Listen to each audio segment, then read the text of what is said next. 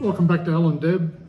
As you probably worked out or you already know, I'm Al. Deb's not with me at the moment, and there's a reason for that, which I'll explain to you in a minute.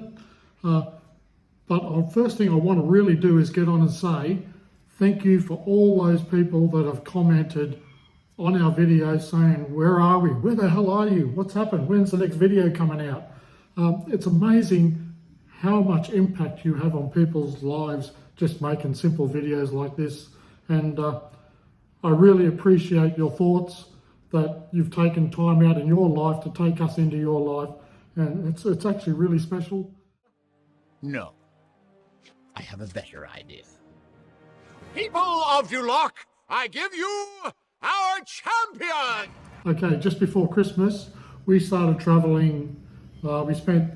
We did a cruise to Singapore, then we flew to Thailand. We spent 2 months in Thailand, then we flew to Bali. We spent 2 months in Bali, then we cruised back to Brisbane.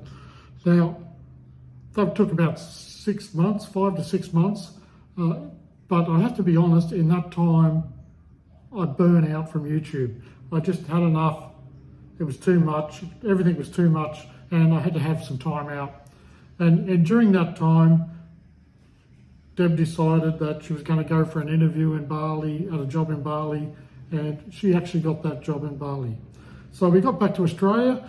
We took 6 weeks off with the family, with the grandkids, and now we've moved into a villa here in Bali. Now, you're not going to see Deb in the videos. You might see her pop in here and there, but she's working every day, and so it's sort of, I'm taking over the video. Sorry about that. You're going to have to put up with me in the videos. So the videos I'm going to be putting on from now on are videos about us moving to Bali, getting in our villa, and what it's like moving to Bali and living in Bali temporarily. Now, the first thing I'm going to share with you is the fact that I've dressed up for you today. I don't normally have these shirts on. The good thing about living in Bali is I just hang around the villa in a pair of shorts, and if I need to go to the shops, I'll put a singlet or t-shirt on, and that's it. Thongs only. Thongs are a formal wear, should I say. So in December, knowing that we were moving to Bali in January, we went and already looked at a lot of villas to see what was available. And you can get a villa in Bali for under $20,000 Australian per year. Price has gone up, but where hasn't it? Look at Australia, it's ridiculous. So we've now got a 2-bedroom villa with a pool, brand new villa. A few things to look for when you're looking for an apartment that you may not have thought about looking for. First one is an obvious one, mold. If you walk into an apartment and it's moldy, I probably wouldn't go there because it's not a good thing. Mold's common in Bali. I don't know how much they can fight against the mold, but it's common here with all the moist air. Now, the other one is building standards. Do not expect to get building standards like we have in Australia. Even though their buildings are absolutely lovely, well designed, they do lack in some standards. You do have leaking windows, you do have drains which are higher than the ground level so the water doesn't flow away. There's lots of little things that you'll notice that, yeah, okay, I just got to deal with it. In saying that, the landlord, we've had the landlord, because we're in a new apartment, a new villa, the landlord's come in a couple of times to fix things, and he's straight onto task. As soon as we ring him, he's straight over and he's fixing them. So that's a good thing. I don't know if it's all landlords here, but that was a really good thing to see. Hey Al, I want to shamelessly advertise my book, Whiskey One, on my YouTube channel. So why don't you start by putting the QR code on your website so your followers can connect to you, the author. Tell me more. All they have to do is scan the QR code and they'll have access to information about you, the book, and your artworks. Well, aren't you a clever fella? Yeah, you got that right. And if they want to start writing themselves, they'll also have access to blogs that will help them get started. But what if they want to buy Whiskey One?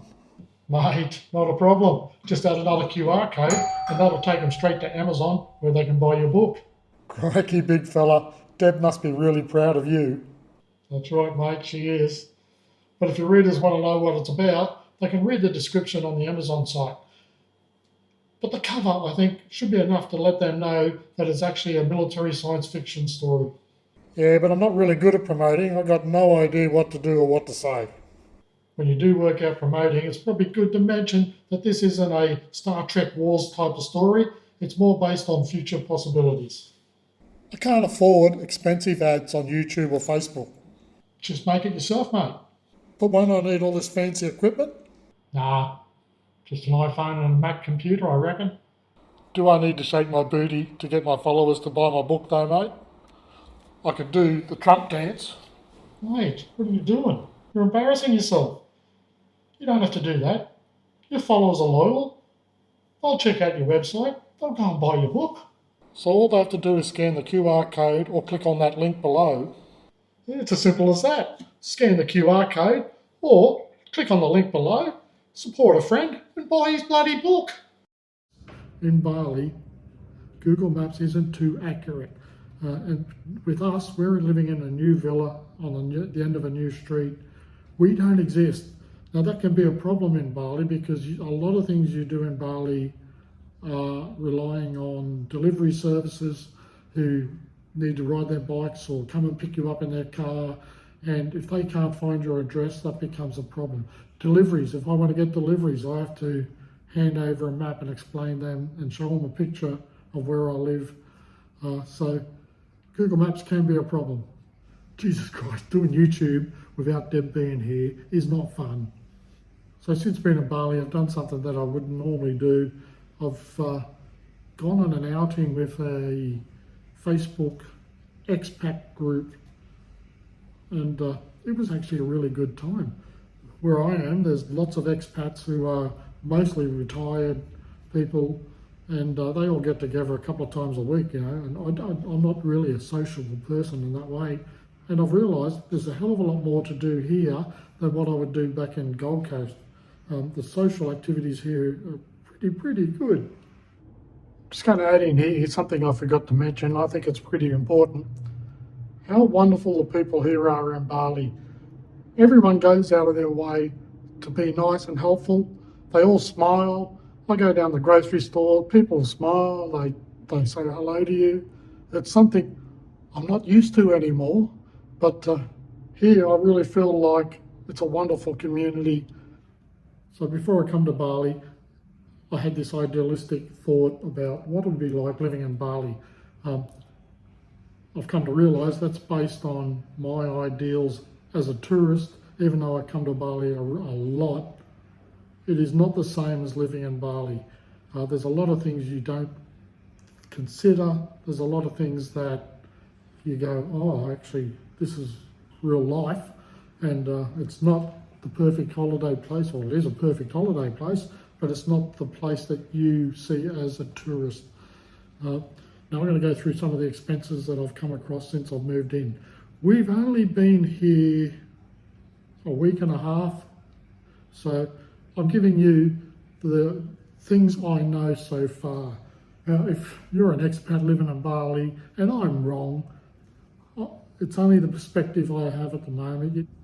It is what it is. This is my experience. So let's see. My villa-related costs. I get a pool cleaner. He comes in, cleans my pool twice a week. He does a really good job. He's a really nice guy. And that's costing me $60. My garbage gets collected once a week. I've got a really big garbage bin out the front. I filled it up full of garbage. I've since found out that when they come in, they need it in plastic bags because they take the plastic bags out and throw it on top of a 3-wheeled motorbike with a big trailer on it. They can't empty the bins without plastic bags. So that's a problem you've got to solve. And the garbage cost me, was $100,000 a month, so $10 a month. Internet, well, I can't really say anything bad about the internet here. We got 200 megabytes per second, which is the lowest you can get. They contacted us that same day and said, sorry, it's going to take 2 or 3 days because we have to run a optic fibre cable down our street and into my house. Oh, fine, not a problem. There was no extra cost to that. But the very next day, they rang me up and said, look, we've got the guy at your near your place now to run the cable. Is it okay if we come in and do the cable? Yeah, and they did. They ran the cable down the street, into the house, across through the roof, down to the wall, and mounted the box on the wall. No extra cost. It still just costed me $35 a month. Absolutely brilliant service. Now, when we got here in the villa, the power was on. So we said to the real estate agent or the owner, what's the go with the power? Do we need to change it over to our name? And they said, no, when it runs out, you just go pay for it. So 2 days later, the power did run out. And what you do is you take a photo of your meter box, you go down to the local convenience store and you pay the power like credits. You're buying credits. So I paid $50 for credits, and I'm going to see how long that lasts me. So when they gave you the credits, they give you a bit of paper, you come back, you put the number into your meter box, and off it goes. What a great system. So we moved into the villa, we've gone down to the local store, we've done some grocery shopping, we've gone to the markets, we've gone to have fruit and stuff, but I have had trouble sourcing a few things for the villa. One of those things is clothes rack. Trying to find a clothes rack. It took me several days to source a clothes rack, and a lot of them that I did actually find were really expensive to buy, and that's the thing in Bali. Furniture is super expensive. We're going to try and source a lot of our things on Marketplace and get it as we go, but furniture is really expensive. Washing basket, I know I found one place that sells washing baskets, and once again, if you're in Bali and you think I'm an idiot because I'm not looking in the right places, yeah, in that case I'm an idiot. But that's life. This is how I'm experiencing these problems. Butter knives and steak knives. I still have not found a shop that sells butter knives and steak knives. I'm actually getting someone that's coming over to visit to bring the knives with them. Canola oil, extra virgin olive oil. Wow, expensive. So I've learned that I've got to adapt to this new style of living. I can't just keep doing things the same way, and I've got to learn to source things from many different places. Even though the supermarkets here are quite big and they've got a lot of things, still with my Western ways of doing things, I actually have to source things from different places. So it's just a change of lifestyle. Motorbike. I don't know if I'm paying too much. We decided, do we buy a motorbike here? Apparently you can't buy a motorbike here unless you're a local and you've got a local driver's license. I don't know how true that is or not. We decided to hire a motorbike for a couple of months to see how we go. I've hired a motorbike. I've got an NMAX, and I'm getting that for $5 a day. So I think it's a fair price. I'm happy. Once again, it's a price that I'm happy to pay. If I'm happy to pay $5 a day, then it's a good price. Now, back in Australia, filling up a Land Rover, it was costing me $120, and I'll be lucky to get a week out of it. Here, I put $10 of fuel in the tank, fills the tank up, and I'm expecting that tank to last me 1 to 2 months.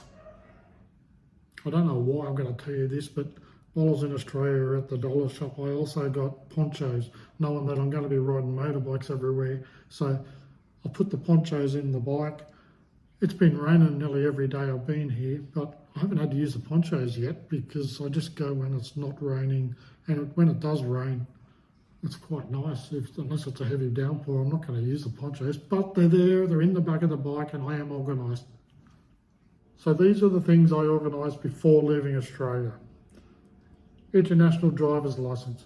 I may never use it. I've had an international driver's license before. I've had to show it once. You are supposed to have an international driver's license in Bali. It only costs you around $35 to $50. I can't remember how much, but it lasts for a year.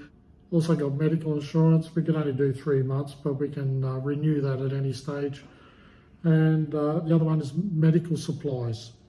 My doctor gave me a script for 12 months of medical supplies. I nearly needed a bloody suitcase for all my medical supplies. It was ridiculous the amount of medications I've got. So I got 12 months. I went to the chemist, gave him the scripts. The doctor ticks a box to say that I can collect all those medical supplies in one go. You might have to wait 2 or 3 days for them to get the supplies in, so don't leave it to the last minute. I wear a CPAP, you know, those masks that go on your face because I don't breathe during the night. I've bought backup supplies for that. I've got backup supplies for my hearing aids. You've got to think of these things that keep you alive that you can't source in Indonesia. Go to the local dollar shop and get yourself 10 pairs of $5.99 glasses. I go through glasses like anything. I break them all the time, especially if you're riding around on a motorbike and got them in your pocket. I like to buy cheap ones. I don't buy $400 or $500 glasses. I just get the cheap ones because I know I'm going to break them. They do the exact same job. I know. I'm probably going to go home to visit the grandkids within a year. I can stock up again when I go back home. The other thing you need to get is from the dollar shop is power adapters. Now, there is a problem we've come across. In our villa, the power points have got the circle, but it's a sunken circle, and a lot of motels and that will have this as well. And if you get the power adapter that's a odd shape, it's not a little round circle, it won't fit into the power points. So some of the power adapters that I bought over don't fit into the power points. Make sure you get the round ones that'll slot in. I also bought over power boards because everything I have has Australian PowerPoint connections, so the power boards are essential. And I also bought over a couple of extension cords. I don't know if I need them, but I am using them, so I must need them. Make sure you go to all your banks, let them know that your accounts are going to be overseas, that you don't have to tell them that you're moving to live overseas, I don't think, but tell them you're travelling overseas to make sure they're unlocked and they don't block the accounts. The cash that you bring over, whether you're going to bring IDR, the rupiah, or Australian dollars, if you bring in Australian dollars, make sure you get a money exchanger that you trust the most. They're not all the best and only take small amounts at a time so you can actually see what's going on.